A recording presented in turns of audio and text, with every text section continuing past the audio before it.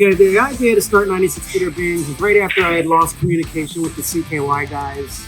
I didn't quit, certainly wasn't fired. But the whole point was to start a new band that pretty much carried on that style.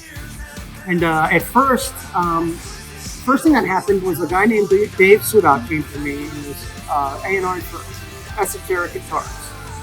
And they wanted to sponsor me, which I thought was really strange because it was after coming out of a band. And I said, yeah, man, I'll check out your guitars.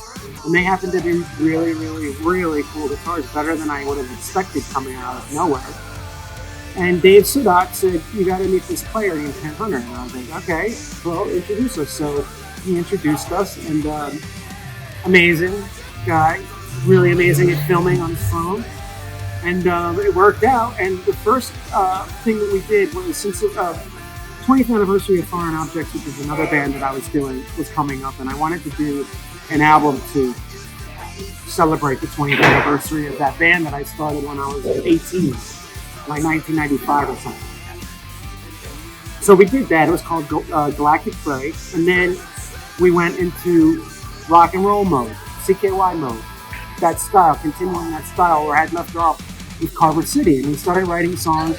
We had no record deal, which was weird because I had a record deal since I was 20 years old. That felt a little weird. But we said we'll do it ourselves. So we did it ourselves. We set up a fundraiser that we would do 2 records. Fans were beyond supportive. We started working on everything around 2016.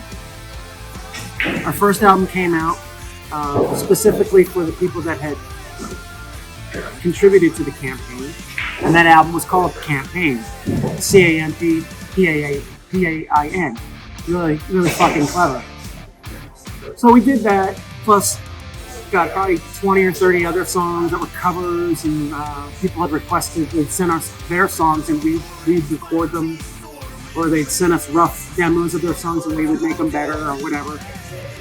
We did so much stuff. And then at the same time we were recording Campaign, we were also doing Synergy Restored.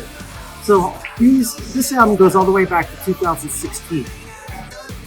But all the way up until we handed it in about a month before, I was fixing things. Like in the song Vaudeville's Revenge, I used the word unsensitive, which isn't a word, so we had to switch it to insensitive. So right until the very end, I was working on it. We all were.